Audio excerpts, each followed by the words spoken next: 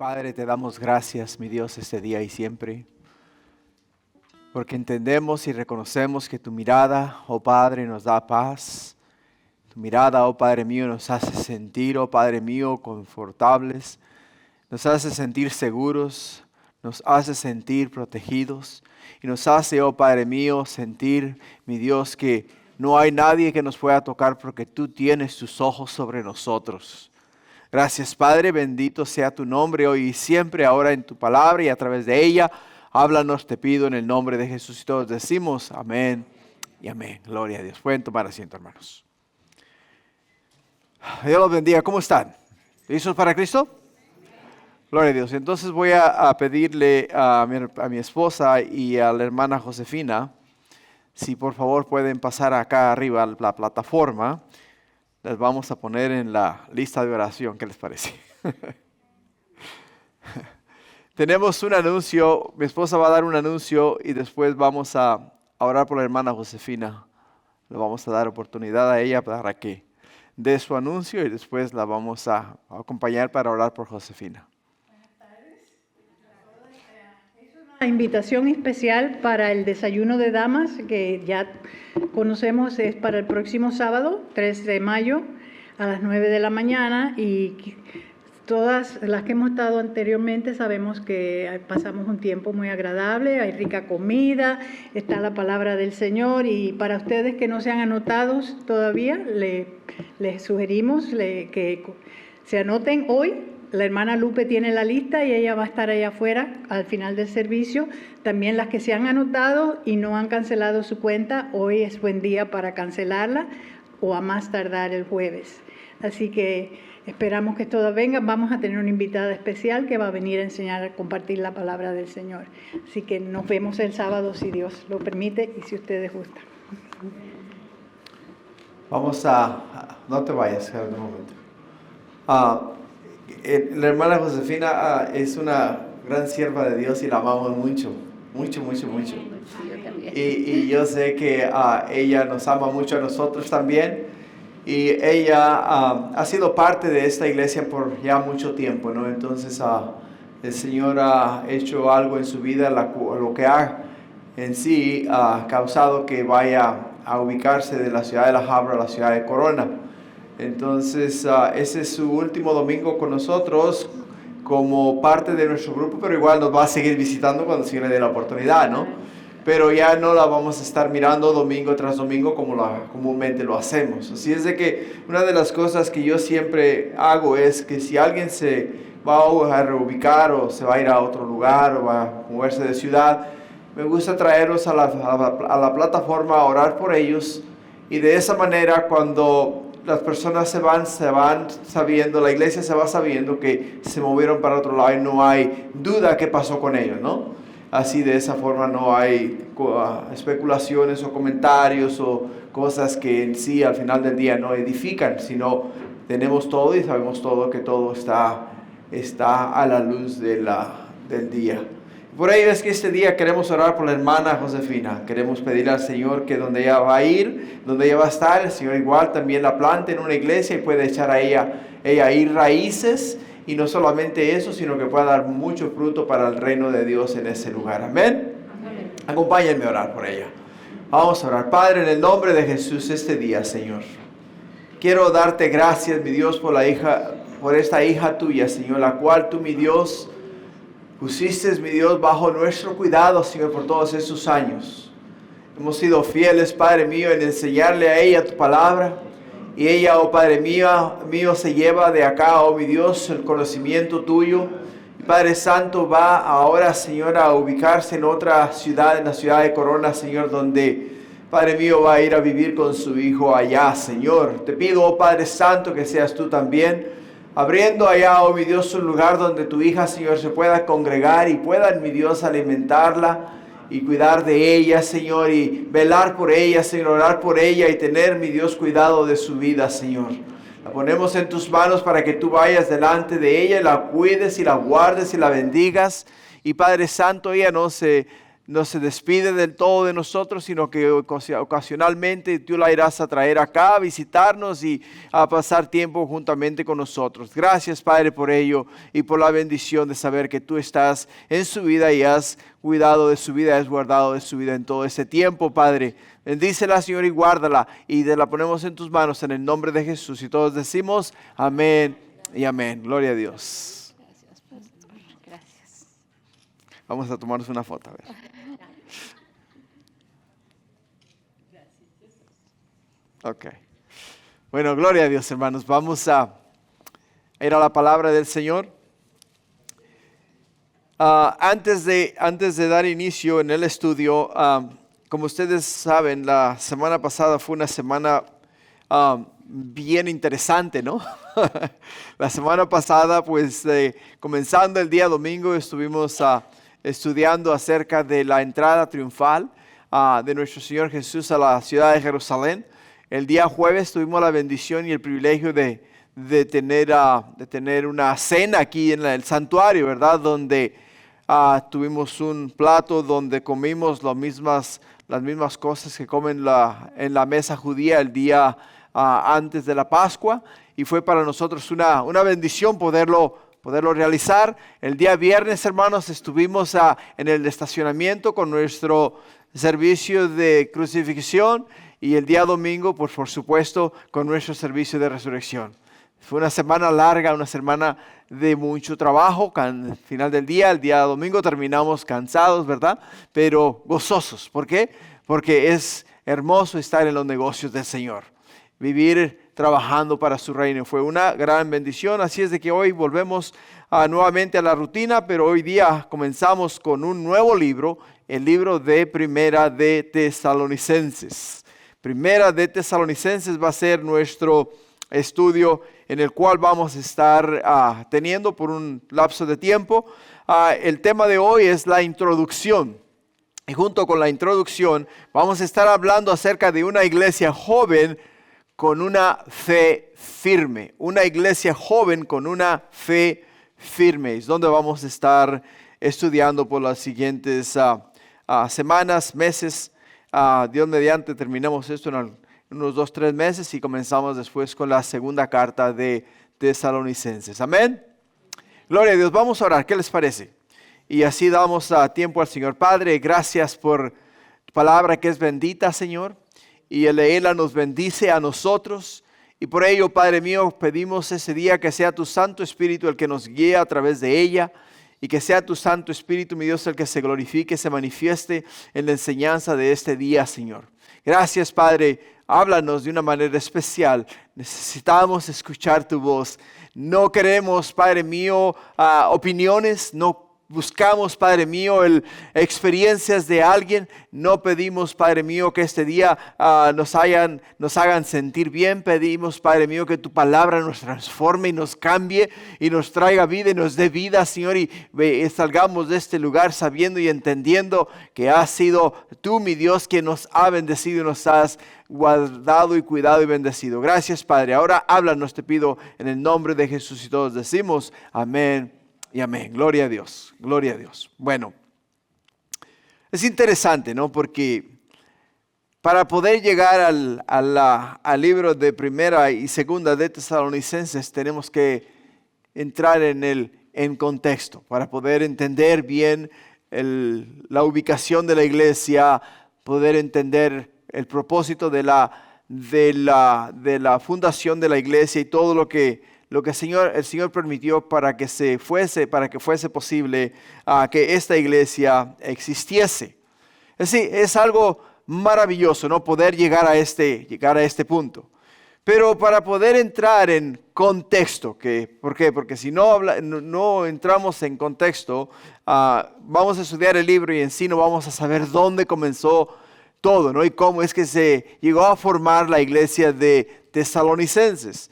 Por ello es que tenemos que regresar nosotros ¿a dónde? Tenemos que regresar a donde comenzaron todas las cosas para poder entender el propósito de la formación de esta iglesia. Y para ello, hermanos, los voy a llevar ¿a dónde? Los voy a llevar al libro de los Hechos.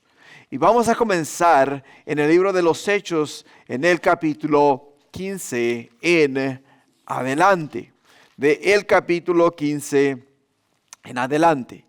Hermanos, es importantísimo para mí, especialmente como maestro de la palabra de Dios, como ministro de la palabra de Dios, como pastor de esta congregación, enseñarles a ustedes todo el consejo de Dios y darles a ustedes un fundamento firme donde ustedes puedan construir su fe, de donde ustedes puedan de ahí crecer en sabiduría y entendimiento de la palabra de Dios. Por ello, antes de comenzar el libro necesitamos saber dónde y por qué es que se formó esta iglesia. El apóstol Pablo está terminando en el capítulo 15 su primer viaje misionero. Está terminando su primer viaje misionero.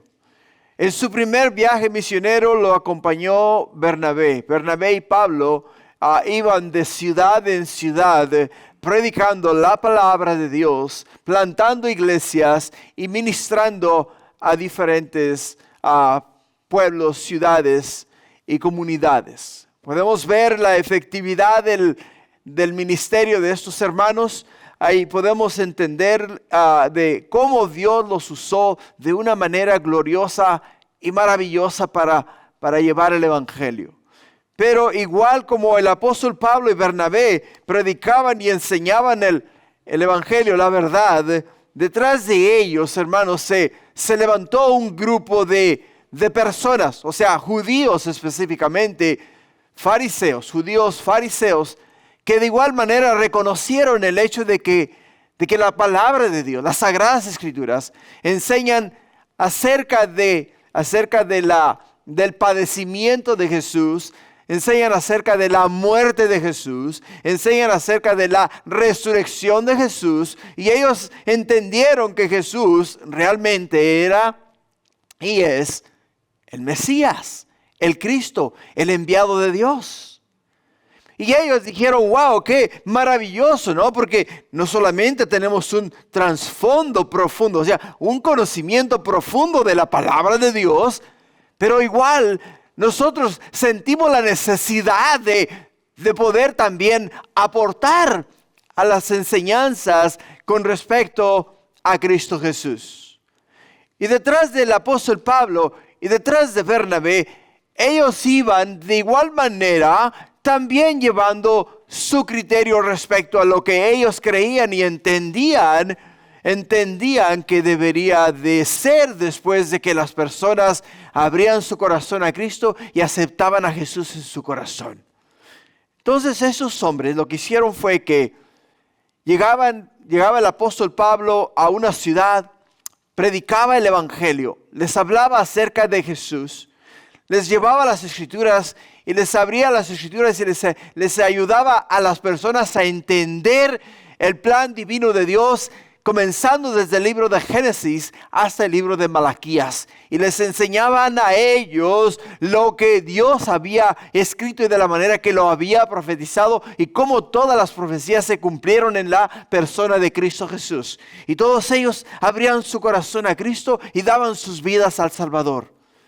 Pero estos otros maestros o evangelizantes también, o personas que iban detrás de ellos evangelizando, incluyeron en sus enseñanzas el hecho de que ahora de que las personas han aceptado a Jesús, tienen una base. Conocen acerca de la obra de Dios, conocen acerca de la obra del Salvador del mundo, pero deben también ellos de conocer la ley de Dios, deben de poner en práctica lo que Dios dio a Moisés, para que entonces ellos puedan tener un conocimiento completo ¿de qué? Completo del plan divino de Dios. Y dijeron ellos, para que ellos puedan tener un entendimiento completo, tienen que seguir todas las reglas establecidas en la ley de Moisés, específicamente la circuncisión. Así es de que se formó una gran controversia en las iglesias, Porque cuando la gente recibió el Evangelio, cuando recibieron la palabra de parte del apóstol Pablo, de parte de Bernabé, y ellos le comunicaron a ellos que lo único que tenían que hacer era poner su fe en Jesús y serían salvos, la gente, por masas, por miles, dieron su vida a Cristo Jesús. Porque no vinieron poniéndoles a ellos cargas, no les vinieron instituyendo y poniendo a ellos reglas o requisitos o regulaciones. Simple y sencillamente les vinieron y les dijeron: arrepiéntete de tus pecados, confiesa que eres pecador, acepta a Jesús en tu corazón y vas a ser salvo. Y tu nombre va a ser escrito en el libro de la vida del Cordero y vas a poder pasar la eternidad con Dios. El único requisito era arrepentirse. Arrepentirse, reconocer que eran pecadores y confesar su pecado. Era el único requisito que les habían puesto el apóstol Pablo y Bernabé a las personas para la vida eterna. Por ello es que cuando estos hombres venían detrás de Pablo y de Bernabé y llegaban a estas ciudades predicándoles a ellos acerca de la ley de Moisés, la gente comenzó a decir: un momento, Pablo y Bernabé nos dicen a nosotros que no necesitamos hacer ninguna de estas cosas. Ustedes vienen y nos dicen a nosotros que aún no somos salvos porque tenemos que hacer esto para entonces llegar a la salvación. Y eso formó un gran problema dentro de la iglesia. Entonces, ¿qué es lo que pasa? Que esto se tiene que resolver. Entonces el apóstol Pablo, después de terminar su primer viaje misionero, él y Bernabé suben directamente hasta la ciudad de Jerusalén. Llegan a la ciudad de Jerusalén y cuando llegan a la ciudad de Jerusalén comunican el problema tan grande que se estaba formando dentro de las nuevas iglesias a razón de estos falsos maestros que habían salido supuestamente de la ciudad de Jerusalén, enviados por los apóstoles de Jesús. Y ahí es donde tomamos nosotros el estudio el día de hoy, en el capítulo 15, versículo 1 del libro de los Hechos. Hechos 15:1 dice: entonces algunos que venían de Judea enseñaban a los hermanos: si no os circuncidáis conforme al rito de Moisés, no podéis ser salvos. Como Pablo y Bernabé tuviesen una discusión y contienda no pequeña con ellos, se dispuso que subiesen Pablo y Bernabé a Jerusalén y algunos otros de ellos a los apóstoles y ancianos para tratar esta cuestión. Ellos pues, habiendo sido encaminados por la iglesia, pasaron por Fenicia y Samaria y contando la conversión de los gentiles, y causaba gran gozo a todos los hermanos. Y llegados a Jerusalén fueron recibidos por la iglesia y los apóstoles y los ancianos, y refirieron todas las cosas que Dios había hecho con ellos. Pero algunos de los de la secta de los fariseos que habían creído se levantaron diciendo: es necesario circuncidarlos y mandarles que guarden la ley de Moisés. Y se reunieron los apóstoles y los ancianos para conocer de este asunto. Y después de mucha discusión, Pedro se levantó y les dijo: varones hermanos, vosotros sabéis cómo ya hace algún tiempo que Dios escogió que los gentiles oyesen por mi boca la palabra del evangelio y creyesen. Y Dios, que conoce los corazones, les dio testimonio, dándoles el Espíritu Santo lo mismo que a nosotros. Y ninguna diferencia hizo entre nosotros y ellos, purificando por la fe sus corazones. Ahora, pues, ¿por qué tentáis a Dios poniendo sobre la cerviz de los discípulos un yugo que ni nuestros padres ni nosotros hemos podido llevar? Antes, creemos que por la gracia del Señor Jesús seremos salvos de igual modo que ellos. Entonces la multitud cayó y oyeron a Bernabé y a Pablo y contaban cuán grandes señales y maravillas había hecho Dios por medio de ellos entre los gentiles. Y cuando ellos callaron, Jacobo respondió diciendo: varones hermanos, oídme. Simón ha contado cómo Dios visitó por primera vez a los gentiles para tomar de ellos pueblo para su nombre. Y con esto concuerdan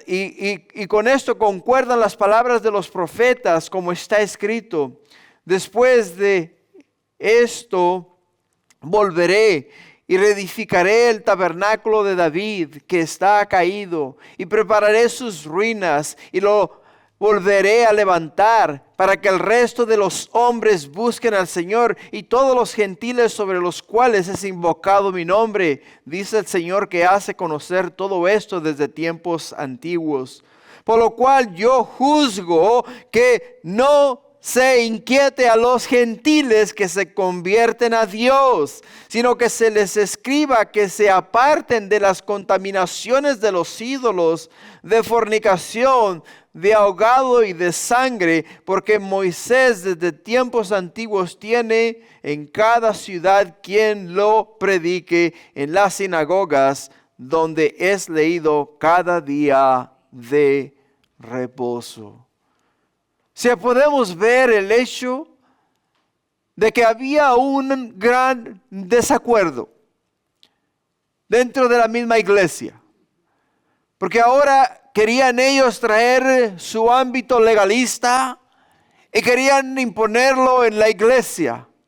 Ustedes quieren ser parte del reino de Dios. Ustedes quieren ser parte de la obra redentora de Cristo Jesús. Entonces tienen que cumplir todos estos reglamentos, todos estos requisitos para poder llegar a ser parte de ello. Los judíos, fariseos, quienes se habían convertido al cristianismo, querían imponer esto en ellos. Querían imponer esto en ellos. ¿Por qué? Porque ellos, desde el nacimiento de ellos, habían seguido esas leyes. Habían vivido bajo este reglamento. Esos requisitos se les habían demandado a ellos y a cada uno de ellos. Pero debemos entender que el pacto hecho con ellos, el pacto que Dios hizo con ellos era entre Dios y ellos. Entre Dios y ellos. No era entre Dios y el mundo, era entre Dios e Israel. Era el pacto hecho con Dios. Por ello es que cuando Dios, de una manera sobrenatural, miró la necesidad del hombre, o sea, de los gentiles, de nosotros, miró nuestra necesidad, también a nosotros nos brinda la oportunidad de la salvación a través de la persona de Cristo Jesús, sin imponer en nosotros las reglas y requisitos demandados de los judíos para Dios. Por ello es que es muy importante. ¿Por qué? Porque su idea era que para ser cristianos tenían que observar todas estas reglas. Y por ello es que tuvieron que hacer ¿qué? Tuvieron que llevar este problema a la iglesia madre, a Jerusalén. Tuvieron que llevar este problema a la ciudad de Jerusalén. Y es ahí, hermanos, donde podemos ver que de una manera divina, de una manera sobrenatural, Dios ordenó las cosas y instituyó lo que se debería de hacer y las cosas que se deberían de enseñar y las cosas que se les demandaba a aquellos nuevos convertidos a hacer. ¿Qué se les pedía que hiciesen? Se les pedía a ellos que que se abstuviesen de contaminaciones de los ídolos, de fornicación, de ahogado y de sangre. Cosas que afectan al hombre en todos los ámbitos, en todos los ámbitos. Y esa fue la demanda, o sea, fue lo que se le pidió a la iglesia que hiciese. Así es de que ahora el apóstol Pablo, después de recibir la carta de mano de los apóstoles en la ciudad de Jerusalén, regresa a la ciudad de Antioquía. Y ahí en la ciudad de Antioquía es donde podemos ver que nuevamente el apóstol Pablo vuelve a retomar la obra a la cual el Señor lo había llamado. Ahora él comienza en esta parte su segundo viaje misionero. Su segundo viaje misionero. En Hechos capítulo 15, versículo 36, escuchemos y leamos la palabra de Dios. Dice, después de algunos días Pablo dijo a Bernabé, volvamos a visitar a los hermanos en todas las ciudades en que hemos anunciado la palabra del Señor, para ver cómo están. Y Bernabé quería que llevasen consigo a Juan, el que tenía por sobrenombre Marcos. Pero a Pablo no le parecía bien llevar consigo al que se había apartado de ellos desde Panfilia, y no había ido con ellos a la obra. Hubo tal desacuerdo entre ellos que se separaron el uno del otro. Bernabé, tomando a Marcos, navegó a Chipre, y Pablo, escogiendo a Silas, salió encomendado por los hermanos a la gracia del Señor. Y pasó por Siria, Cilicia, confirmando las iglesias.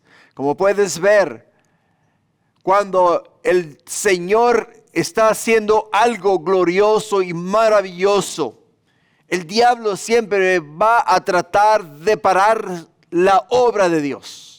De una manera u otra va a intentar parar la obra de Dios. Podemos ver que cuando la iglesia recibió la bendición de escuchar el mensaje, de escuchar las buenas nuevas de salvación, y que se les pidió a ellos que lo único que tenían que hacer es aceptar a Jesús en su corazón, reconocer que habían pecado, confesar sus pecados y de esa manera obtener el don de la vida eterna. El diablo dijo, no, un momento, hay que ahora ponerles a ellos una carga adicional. Hay que mandarlos circuncidar, hay que mandarlos a que obedezcan la ley de Moisés. Y como no tuvo éxito en esa área, entonces ahora comienza nuevamente en otra área. Ahora separa a Pablo y a Bernabé. Separa a Pablo y a Bernabé a razón de Juan Marcos. Porque Juan Marcos era un joven, era un niño aún todavía cuando emprendió su primer viaje misionero. Lleno de emoción, lleno de deseo de ser parte de lo que Dios está haciendo, salió con Bernabé. Y cuando salió con Bernabé, con el tiempo que comenzaron ellos a ir de pueblo en pueblo, se dio cuenta que lo que ellos hacían y la obra a la cual Dios los había llamado era algo muy diferente a lo que él se había imaginado. Y se echó para atrás, se apartó de ellos. Bueno, tanta fue la confusión y la discusión que terminaron Pablo y Bernabé separándose. Pero miramos que Dios siempre tiene algo muy hermoso preparado para nosotros. Porque juntamente con el ataque también viene ¿qué? La bendición de Dios. En el libro de Hechos, capítulo 16, versículo 1, encontramos que Pablo recluta al joven Timoteo.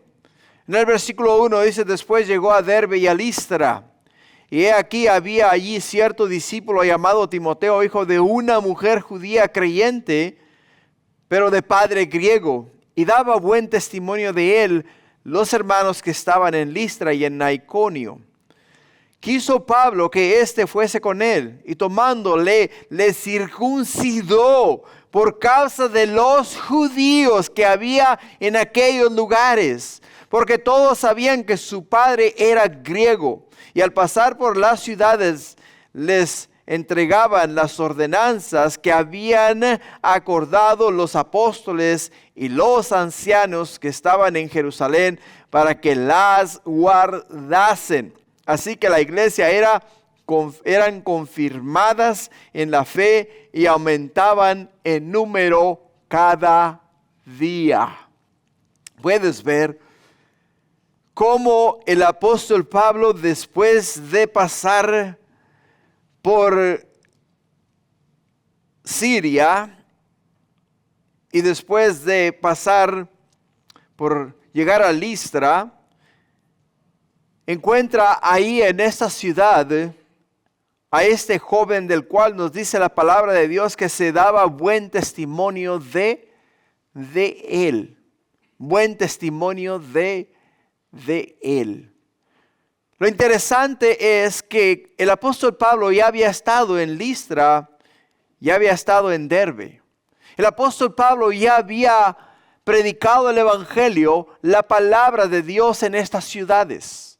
Y el apóstol Pablo llega a estas ciudades con el fin de fortalecerles a ellos, entregar la carta que le dieron los apóstoles en la ciudad de Jerusalén a las iglesias y enseñarles a ellos lo que la iglesia había acordado respecto a la fe en Cristo Jesús. Y en este lugar, por primera vez podemos ver que encuentra al joven Timoteo, el cual Pablo quiso llevarlo con él. Timoteo era de madre judía, pero de padre griego. Y por ello es que tuvo que hacer lo que él no creía que era necesario que se hiciese: circuncidar al joven Timoteo. Ahora, ¿por qué razón es que el apóstol Pablo circuncida a Timoteo? Porque el apóstol Pablo, cada vez que llegaba a una ciudad, al llegar a esa ciudad, el primer lugar que él buscaba en esa ciudad era una sinagoga. Y para poder entrar en la sinagoga, todas las personas, todos los judíos que entraban en la sinagoga tenían que estar circuncidados. No podían entrar en las sinagogas. El apóstol Pablo lleva consigo a este joven Timoteo, y como lo lleva consigo, él tiene que de igual manera entrar con él en todos estos lugares para poder entonces impartir el evangelio, poder ministrar a los judíos la palabra de Dios. Y por ello es que tuvo que hacer lo que hizo. Así es de que, hermanos, es muy importante entender este concepto, porque al hacer esto no necesariamente le daba más credibilidad a lo que los demás judíos enseñaban, sino que simplemente afirmaba la fe de ellos, afirmaba la fe de los nuevos creyentes en el Señor. Ahora, en el capítulo 16 miramos que el apóstol Pablo es guiado por el Espíritu Santo. Y fíjense cómo es que todo esto va cayendo en su lugar. Comenzamos en la ciudad de Jerusalén. Comenzamos en la ciudad de Jerusalén, delante de los apóstoles de Jesús. Después que la carta fue dada a Pablo y a Bernabé, regresaron ellos con la carta a la ciudad de Antioquía. En la ciudad de Antioquía se estuvieron ahí un tiempo fortaleciendo la iglesia y fortaleciéndose ellos y preparándose para su segundo viaje misionero. Después hubo división entre Pablo y Bernabé. Bernabé salió para un lado, Pablo salió para otro lado, pero comenzamos ahora a mirar cómo el Espíritu Santo va guiando al apóstol Pablo para llevarlo finalmente a donde vamos a llegar y vamos nosotros a acampar por un tiempo, al libro de Tesalonicenses.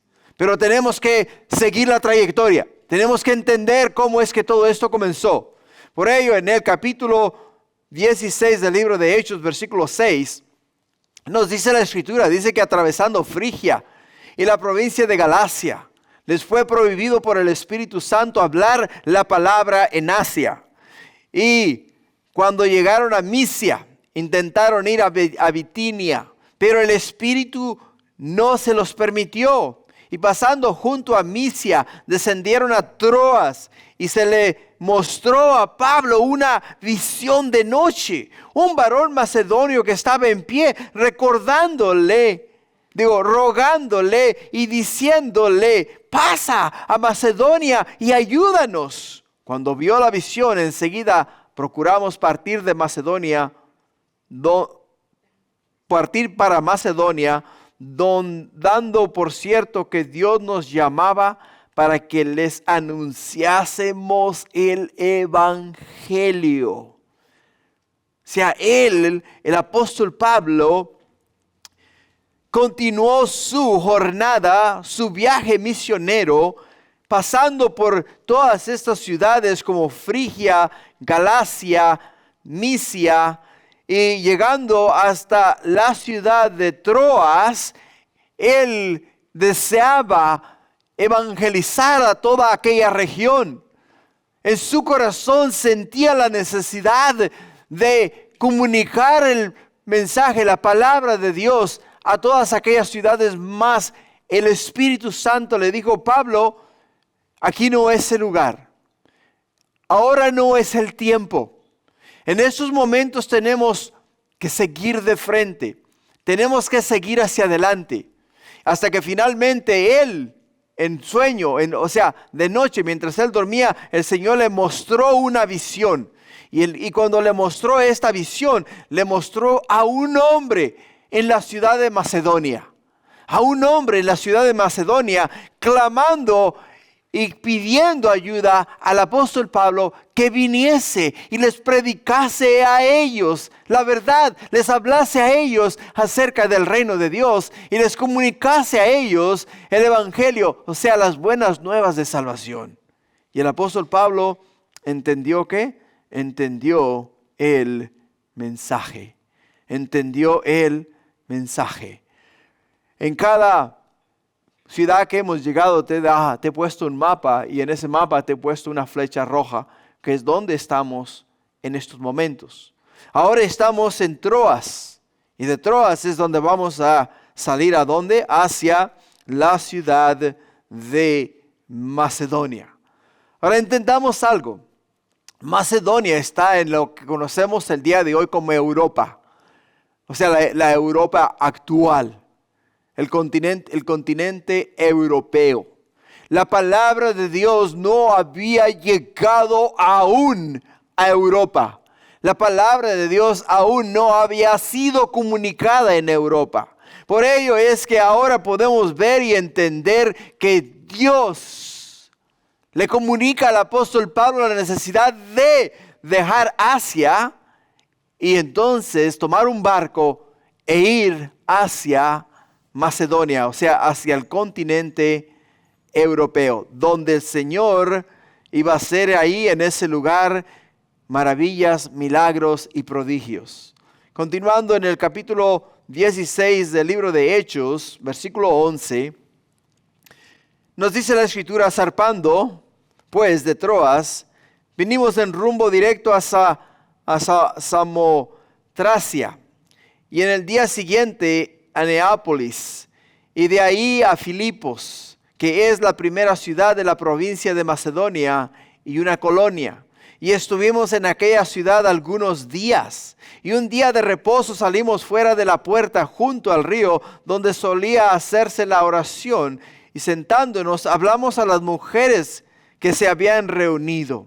Entonces una mujer llamada Lidia, vendedora de púrpura de la ciudad de Taitira, que adoraba a Dios estaba oyendo, y el Señor abrió el corazón de ella para que estuviese atenta a lo que Pablo decía. Y cuando fue bautizada y su familia nos rogó diciendo: si habéis juzgado que yo sea fiel al Señor, entrar en mi casa y posad. Y nos obligó a quedarnos. Podemos ver que después de navegar, llegaron finalmente al continente europeo. Llegando al continente europeo, desembarcaron en el puerto de Samotracia. Después de desembarcar en el puerto de Samotracia, entonces se adentraron hacia tierra adentro, y llegaron a la ciudad de Neápolis. En la ciudad de Neápolis se estuvieron un día o dos y continuaron hasta que llegaron a la ciudad de Filipo. Es donde encontramos la iglesia de Filipenses. Ya estudiamos la iglesia de Filipenses. Lo que quiere decir es que ya sabemos el contexto de la iglesia en Filipo, ¿no? Sabemos el contexto de la iglesia en Filipenses. Por ello es que llegan ahí a este lugar, y cuando llegan ahí a este lugar, lo primero que el apóstol Pablo hace, que ya era costumbre para él, es ir y buscar dónde se congregaban los judíos. ¿Dónde se congregaban los judíos? Ahora, la comunidad judía era muy, muy pequeña en la ciudad de Filipo. Era una comunidad sumamente pequeña. Para poder tener una sinagoga, tenían que haber un mínimo de 7 hombres para poder formar una sinagoga. Después de formar la sinagoga, entonces los hombres podían reunirse en ese lugar y tener su tiempo de lectura en la palabra de Dios. Pero donde no habían los suficientes hombres para formar una sinagoga, el lugar de oración, el lugar donde ellos, los judíos, se reunían a orar, era al lado de un lugar, de un río o de un arroyo donde hubiese agua corriente. Era el lugar donde ellos se reunían a orar. Por ello es que podemos ver que cuando el apóstol Pablo, Timoteo y los que venían con él, ¿fueron a dónde? Fueron a este lugar. ¿Y comenzaron a qué? Comenzaron a predicar el evangelio, donde vemos la primera persona europea convertida al evangelio, la cual se llama Lidia. Y Lidia fue la primera mujer que se convirtió en el continente europeo. Fue la primera que fue bautizada en esa área, y fue donde comenzó la iglesia de Filipo. Ahora, en los siguientes versículos que vamos a leer ahora, vamos a mirar cómo el apóstol Pablo, después de predicar el evangelio y de ser usado de una manera gloriosa y maravillosa, nuevamente el diablo vuelve a meter ¿qué? Vuelve a meter su cola. Quiere parar la obra de Dios. Quiere parar la obra de Dios. Quiere parar lo que Dios está haciendo, y quiere de una manera u otra de quitar a Pablo y a Silas y a los que con ellos venían de la carrera, o sea, eliminarles el deseo de seguir hacia adelante. Por ello, en el versículo 16 del capítulo 16 dice que aconteció que mientras íbamos a la oración, nos salió al encuentro una muchacha que tenía espíritu de adivinación, la cual daba grande ganancia a sus amos, adivinando. Esta, siguiendo a Pablo y a nosotros, daba voces diciendo: estos hombres son siervos del Dios Altísimo, quienes os anuncian el camino de salvación.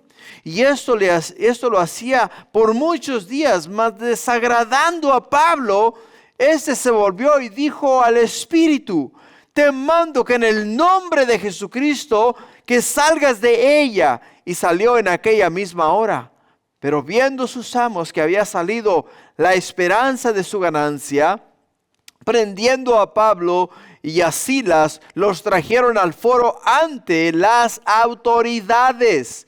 Y presentándolos a los magistrados, dijeron: estos hombres, siendo judíos, alborotan nuestra ciudad y enseñan costumbres que no nos es lícito recibir ni hacer, pues somos romanos. Y se agolpó el pueblo contra ellos, y los magistrados, rasgándoles sus ropas, ordenaron azotarles con varas. Después de haberles azotado mucho, los echaron en la cárcel, mandando al carcelero que los guardase con seguridad, el cual, recibido este mandato, los metió en el calabozo de más adentro y les aseguró los pies en el cepo.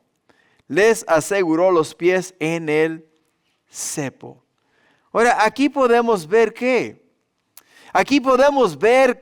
aún en el medio de la tribulación, en el medio de la trifulca, podemos ver que la fidelidad a la obra de Dios, hermanos, no para por la prueba, no para por el conflicto, no para por las situaciones que nos vienen en la vida. Pablo no quería ni deseaba que un espíritu inmundo, o sea, un espíritu diabólico, si caminase detrás de él y comunicase a la gente que Pablo, Silas y los que venían con él eran siervos del Dios Altísimo, que venían predicando el Evangelio, venían predicando la verdad, y que escuchasen a ellos porque ellos les hablaban de la salvación. El apóstol Pablo no necesitaba de un espíritu que comunicase la misión de él. Por ello es que el apóstol Pablo le reprendió, o sea, le echó fuera, salió fuera de aquella mujer. Y los dueños de aquella esclava, la cual tenía un espíritu de adivinación, se indignaron mucho, se enojaron mucho, porque les arruinó el negocio. Les arruinó el negocio. Y vienen y le dan a Pablo y a Silas un castigo y los envían a la cárcel. Por ello es que aquí podemos ver que de una forma milagrosa Dios libera a Pablo y a Silas de la prisión en los siguientes versículos. En el versículo 25 dice: pero a medianoche orando Pablo y Silas cantaban himnos a Dios, y los presos los oían. Entonces sobrevino de repente un gran terremoto, de tal manera que los cimientos de la cárcel se sacudían, y al instante se abrieron todas las puertas, las cadenas y las cadenas de todos se soltaron. Despertando el carcelero y viendo abiertas las puertas de la cárcel, sacó la espada y se iba a matar, pensando que los presos habían huido. Mas Pablo clamó a gran voz diciendo: no te hagas ningún mal, pues todos estamos aquí. Él entonces, pidiendo luz, se precipitó adentro y temblando se postró a los pies de Pablo y de Silas, y sacándolos les dijo: señores, ¿qué debo hacer para ser salvo? Y ellos dijeron: cree en el Señor Jesucristo y serán salvos tú y tu casa. Y le hablaron la palabra del Señor a él y a todos los que estaban en su casa. Y él, tomándolos en aquella misma hora de la noche, les lavó las heridas, y enseguida se bautizaron él y todos los suyos. Y llevándolos a su casa, les puso la mesa y se regocijó con toda su casa de haber creído en Dios. Como puedes ver, Dios, en el medio de la prueba más difícil de la vida del hombre, está ahí. Especialmente cuando tú has puesto tu fe y tu esperanza en Dios. El apóstol Pablo y Silas estaban en lo más profundo de la cárcel. Estaban en un calabozo. Tenían sus pies trabados por un cepo, o sea, tenían un bloque de madera que literalmente los amarraba a ellos, y no podían escapar ni salir de ese lugar. Y dirías tú: ¿por qué no renegaron ellos respecto a la condición en la cual ellos se encontraban? ¿Por qué no dijeron, Señor, te hemos servido fielmente, hemos llegado hasta este lugar, hemos predicado el Evangelio, hemos reprendido espíritus inmundos y ahora estamos en este lugar? ¿Por qué lo permites si hemos sido fieles a ti? Pero en ningún momento salió queja de la boca de ellos, sino al contrario, oraban, Señor, perdónalos, porque no saben lo que hacen. Señor, ábreles los ojos a ellos para que entiendan que el mensaje que hemos traído les da vida, les ofrece vida eterna a ellos. Y comenzaron a cantar himnos. Comenzaron a alabar al Señor en el medio de la prisión, en el medio de la cárcel. Comenzaron a glorificar a Dios. Y en ese mismo momento, mientras ellos cantan, nos dice la Escritura que hubo un gran terremoto y las cadenas que ellos tenían en sus manos, el cepo el cual aguantaba sus pies, todas estas cosas se cayeron, se abrieron de una forma milagrosa. ¿Para qué? Para que la familia del carcelero pudiera entender que lo que esa noche estaba pasando era algo de parte de Dios.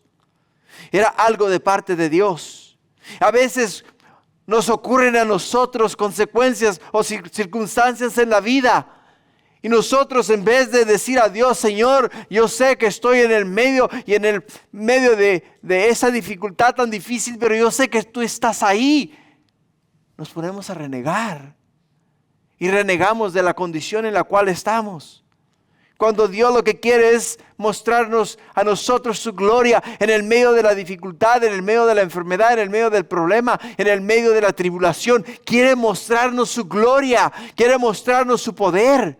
Y es ahí donde podemos ver al apóstol Pablo que ellos pudieron ver el fruto de Dios por su fidelidad y su confianza en el Señor. Continuando en el versículo 35 del capítulo 16, nos dice: cuando fue de día, los magistrados enviaron alguaciles a decir: suelta a aquellos hombres.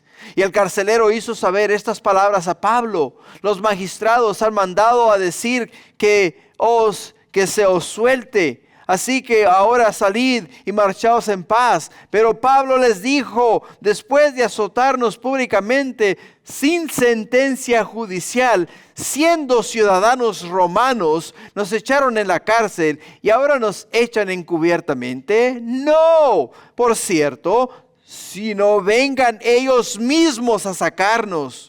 Y los alguaciles hicieron saber estas palabras a los magistrados, los cuales tuvieron miedo al oír que eran romanos.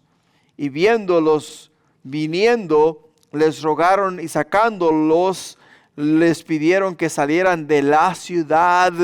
Entonces salieron de la cárcel y entraron en casa de Lidia, y habiendo visto a los hermanos, los consolaron y se fueron.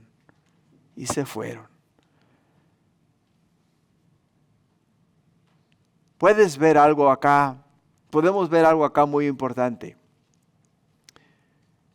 Cuando el apóstol Pablo recibió palabra de parte de los magistrados que saliesen de la cárcel, se fuesen de la ciudad, el apóstol Pablo no se dio a lo que ellos le habían pedido que hiciese.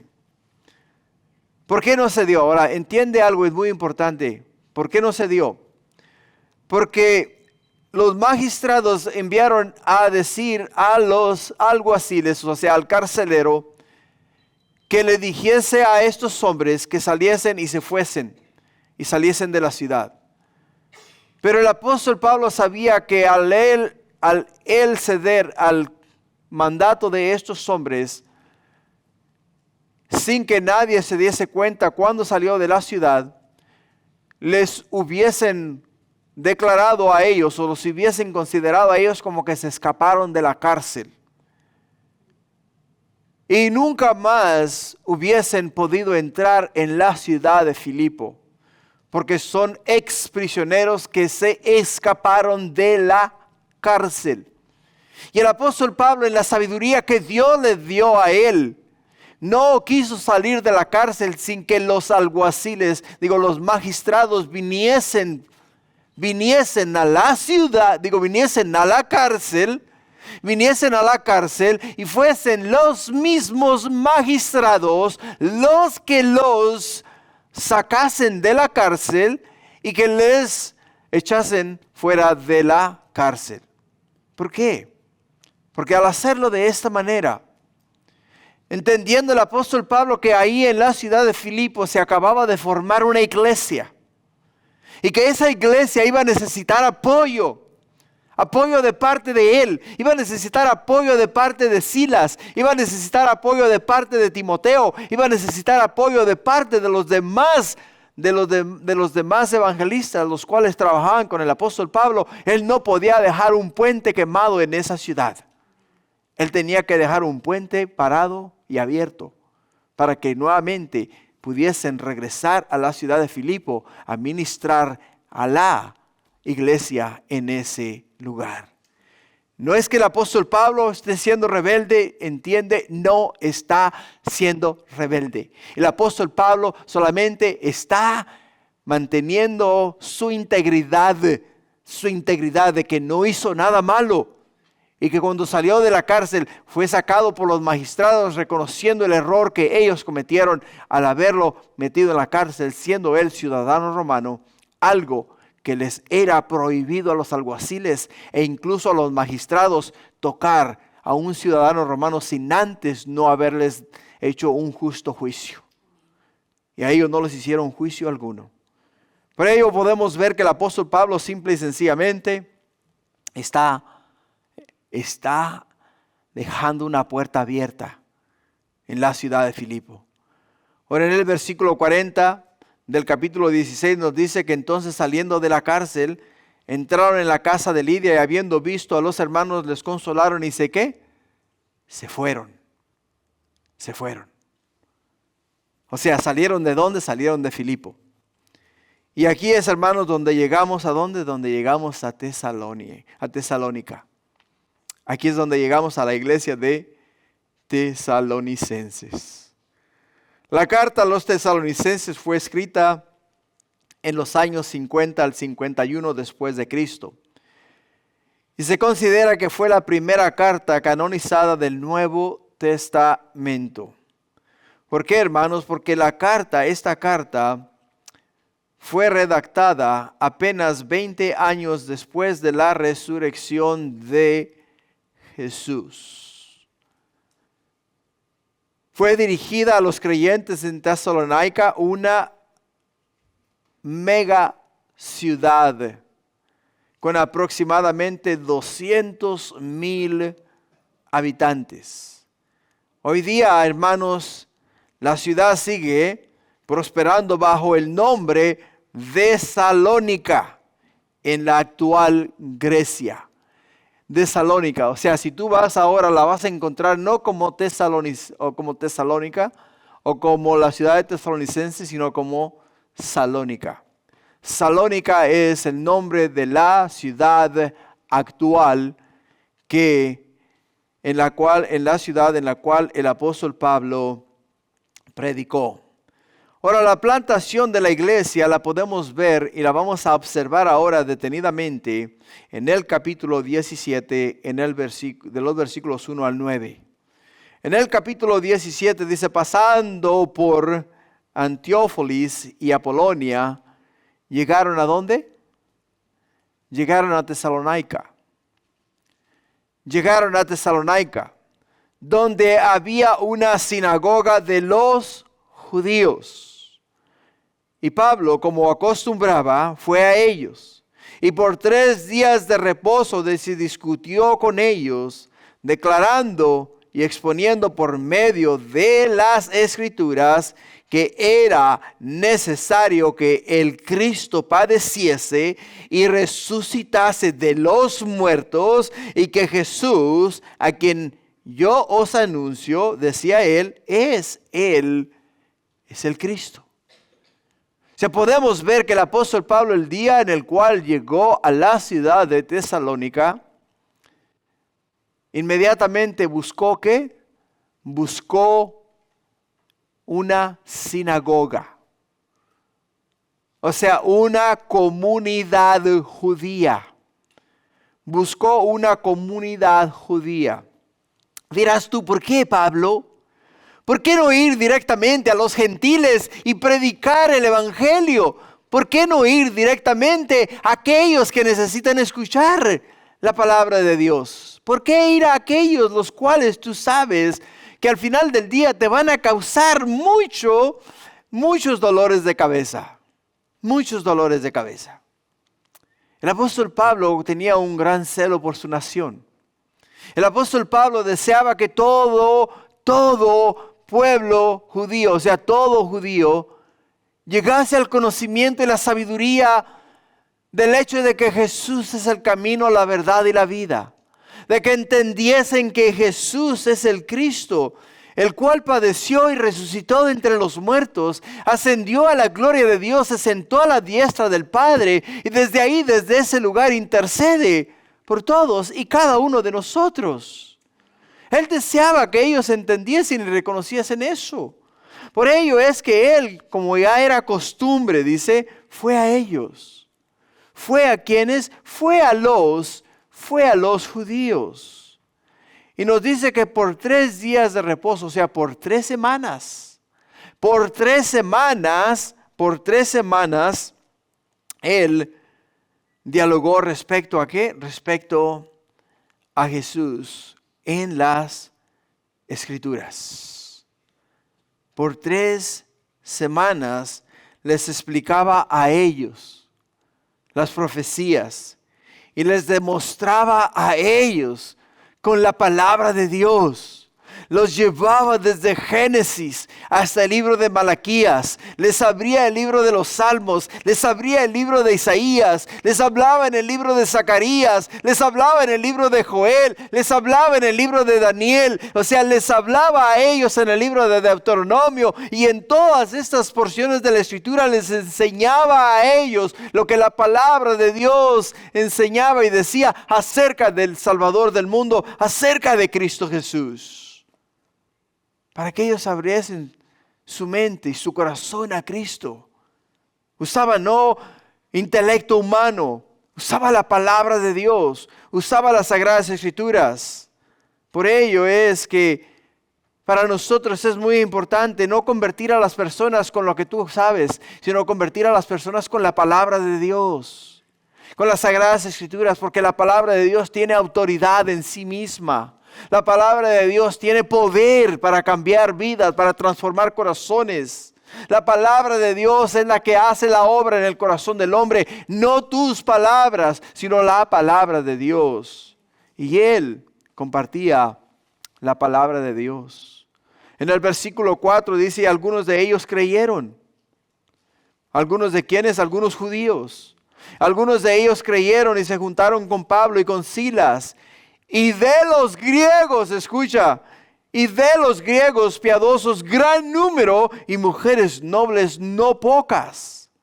O sea que el apóstol Pablo no era del cual por las 3 semanas que estuvo en Tesalónica, no era el cual predicaba solamente a los judíos, sino que también salió y fue y predicó a los griegos. ¿Predicó qué? Predicó la palabra de Dios. Teniendo un gran éxito en su enseñanza y el Espíritu Santo abriendo la mente y el corazón de muchos judíos, creyeron en Jesús, creyeron en el Hijo de Dios, creyeron en el Salvador del mundo. Y es aquí, hermanos, donde nace la iglesia de los tesalonicenses, la iglesia en Tesalónica. Ahora, la iglesia se componía de judíos y griegos. La iglesia se componía de judíos y griegos que ambos pusieron su fe y su esperanza en Jesús, el Hijo de Dios. Ahora, el Espíritu Santo, hermano, realizó una obra maravillosa, tan grande que prosperó a estos hermanos para el ministerio, que preparó a estos hermanos para el ministerio en tan solo 3 semanas. En tan solo 3 semanas. El Señor sabía que vendrían momentos críticos en este lugar. Vendrían momentos difíciles para el apóstol Pablo, para Silas, para los demás que venían con ellos. Porque estos hombres habían estado hablando acerca de Dios, tratando de convertir a muchos de los griegos al judaísmo y no habían tenido éxito. Llega el apóstol Pablo y en cuestión de 3 semanas convence a la mayoría de los judíos a convertirse al cristianismo y tiene un gran éxito en el pueblo griego. Y los griegos a una se unen al apóstol Pablo al escuchar la verdad, al escuchar el evangelio. Entender que el confesar tus pecados a Dios y pedirle perdón te otorgaba el don de la vida eterna. Ellos dijeron, queremos eso, queremos ser salvos, queremos vivir con Dios por la eternidad. Y entonces comenzaron a ¿qué? Comenzaron a venir a Jesús. Y el apóstol Pablo comenzó una iglesia en Tesalónica. Pero en un corto tiempo se iba a levantar una gran ola de odio en contra de estos enviados de Dios. En el versículo 5 del capítulo 17 nos dice que entonces los judíos que no creían teniendo celos, ¿escuchas?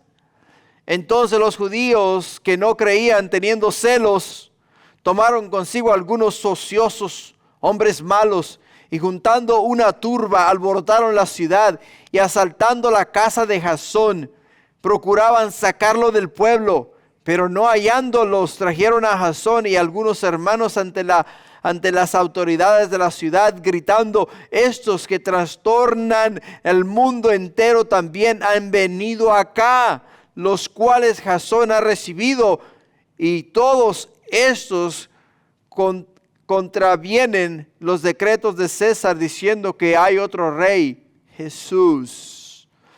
El diablo usó una arma muy poderosa ha usado una arma muy poderosa a través de la historia, con la cual ha tenido un éxito sobrenatural, un éxito grandísimo.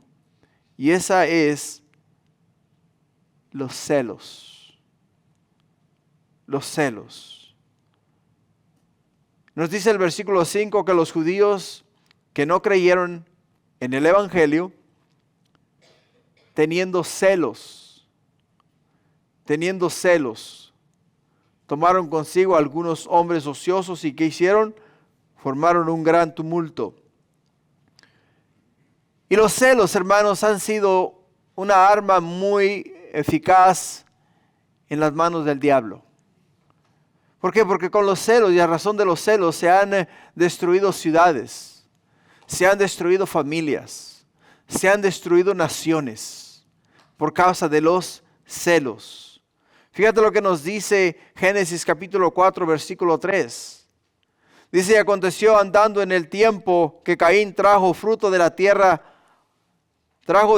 de la tierra una ofrenda a Jehová, y Abel trajo también de los primogénitos de sus ovejas, de lo más gordo de ellas, y miró Jehová con agrado a Abel y a su ofrenda, pero no miró con agrado a Caín y la ofrenda suya, y se ensañó Caín en gran manera y decayó su semblante. Entonces Jehová dijo a Caín, ¿por qué te has ensañado? ¿Y por qué ha decaído tu semblante? Si bien hicieres, no serás enaltecido, y si no hicieres bien, el pecado está a la puerta. Con todo esto a ti será su deseo, y tú te enseñorearás de él. Y dijo Caín a su hermano Abel, salgamos al campo. Y aconteció que estando ellos en el campo, Caín se levantó contra su hermano Abel y lo mató. ¿Por qué lo mató? Porque tuvo celos de su hermano. Porque vio que lo que él ofreció a Dios, Dios lo miró con agrado y lo recibió con agrado.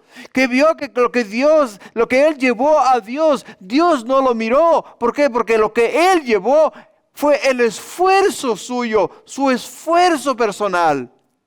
Y lo que Abel llevó fue una oveja, un sacrificio para Dios. No fue algo que Él había formado, no fue algo que Él había cultivado, no fue algo que Él trabajó para que pudiese producir la tierra y entonces agarrar ese fruto y llevarlo a Dios y decir, mira, Señor, aquí está el esfuerzo de mi trabajo, aquí está el fruto de mi trabajo, sino que Abel trajo a Dios lo que Dios había formado, un cordero, y lo ofreció a Dios. ¿Los celos lo llevaron a qué? Lo llevaron a quitarle la vida a su hermano Abel. Ahora los judíos, hermanos, por celos también llevaron a Jesús a la cruz. Por celos. ¿Por qué? Porque miraban que la gente se iba tras Él. Miraban que la palabra de Dios estaba surgiendo su efecto en el corazón de las personas cuando salía de los labios del Salvador, de los labios de Jesús. En Juan 12:19 nos dice la Escritura, pero los fariseos dijeron entre sí, ya veis que no conseguís nada, mirad, el mundo se va tras Él. O sea, ellos no podían entender cómo todo el mundo se iba tras Jesús cuando ellos toda su vida la habían dedicado a enseñar al pueblo y nadie del pueblo hacía caso a ellos. Y en Juan 11:47 nos dice la Escritura, entonces los principales sacerdotes y los fariseos reunieron el concilio y dijeron, ¿qué haremos? Porque este hombre hace muchas señales. Y si le dejamos así, todos creerán en él. Y vendrán los romanos y destruirán nuestro lugar santo y nuestra nación. Entonces Caifás, uno de ellos, sumo sacerdote, aquel año les dijo, vosotros no sabéis nada, ni pensáis que nos conviene que un hombre muera por el pueblo y no que toda la nación perezca. O sea, en otras palabras, quitémosle la vida, matémosle. Nuevamente, un acto de celos. Y por celos es que podemos ver que el mundo se va abajo. El mundo se va abajo. En Hechos capítulo 17, versículo 8 dice que alborotando al pueblo y a las autoridades de la ciudad oyendo estas cosas, nuevamente lo voy a leer, perdón. Alborotando al pueblo y a las autoridades de la ciudad, oyendo estas cosas. O sea, alborotaron al pueblo. Y en el versículo 9 dice, pero obtenida fianza de Jasón y de los demás, los soltaron. O sea, finalmente trajeron a Jasón a la cárcel, lo pusieron delante de los magistrados y dijeron, aquí está este, que trajo a aquellos que han causado gran alboroto en todas las ciudades donde ellos van. Y ahora llegan acá y hacen exactamente lo mismo. Y ahora que no les hemos podido encontrar, trajimos al que los recibió, al que les abrió su casa, al que les abrió sus puertas, el cual les ha dado luz verde para que enseñen. Y es ahí donde podemos entender que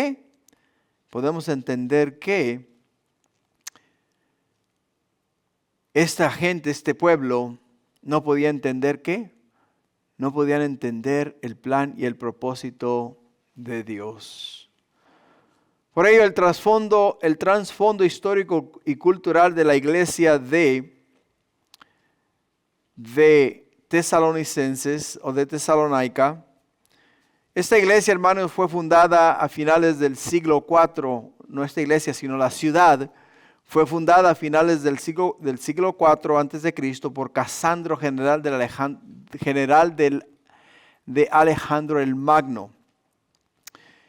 Y no solamente fue fundada, sino que vino a ser una ciudad muy importante por el hecho de que vino a ser la capital de Grecia en el año 168 antes de Cristo.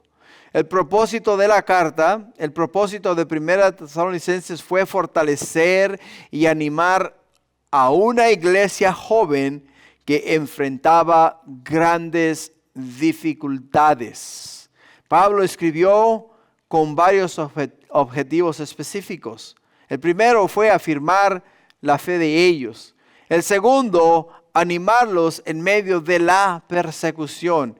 Y el tercero, exhortarlos a una vida santa. Y el cuarto, aclarar confusiones sobre la segunda venida de Cristo. Y el quinto, dar instrucciones prácticas sobre la sobre la vida en comunidad. Así es de que, iglesia, con esto te doy la introducción del libro de Primera de Tesalonicenses, usando la Escritura como base, como contexto, para que ahora podamos decir podamos aprender cómo es que nació o dónde es que nació y de qué manera nació la iglesia de Tesalonicenses.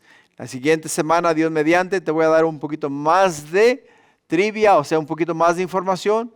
Hoy se nos fue el tiempo, pero Dios mediante, la siguiente semana te voy a dar un poco más de información y aplicación para que podamos entonces entender bien el concepto de lo que hemos estudiado este día. Amén. Ponte de pie, vamos a orar. Vamos a orar. Padre, gracias por este día, por este tiempo, por esta tu palabra. Y que has sido bueno con nosotros y nos has bendecido. Porque Padre mío, podemos ver que lo que tú deseas de nosotros, lo que tú deseas del mundo es que reconozcamos que tú nos amas con un amor apasionado, nos amas de tal forma que enviaste a tu Hijo Jesús a morir en una cruz para que en esa cruz derramase su sangre y con su sangre, oh mi Dios, pagase por nuestros pecados. Y ahora, oh Señor, que hemos sido redimidos por la sangre del Cordero, ahora que hemos recibido, oh Padre mío, el mensaje de salvación, oh mi Dios, nos ayudes a aprender cómo vivir, aprender en tu palabra cómo agradarte y aprender, mi Dios, a hacer tu voluntad en toda hora y en todo tiempo. Por ello, Padre, te pedimos que este día, Señor, lo que hemos aprendido respecto a la iglesia de Tesalonicenses, oh Padre mío, no sea algo, Señor, que, Padre mío, pase por desapercibido, sino que entendamos la fundación y la formación de ella, que fue, oh Padre mío, una iglesia formada en un lapso de solamente 3 semanas, pero una iglesia con un gran impacto, una iglesia que cambió y transformó muchas vidas y fue usada de una manera gloriosa y maravillosa para traer al mundo el Evangelio, las buenas nuevas de salvación. Gracias, Padre, te amamos y bendecimos. Ahora llévanos con tu bendición a casa y guíanos, te lo pido este día y siempre en el nombre de Jesús. Amén.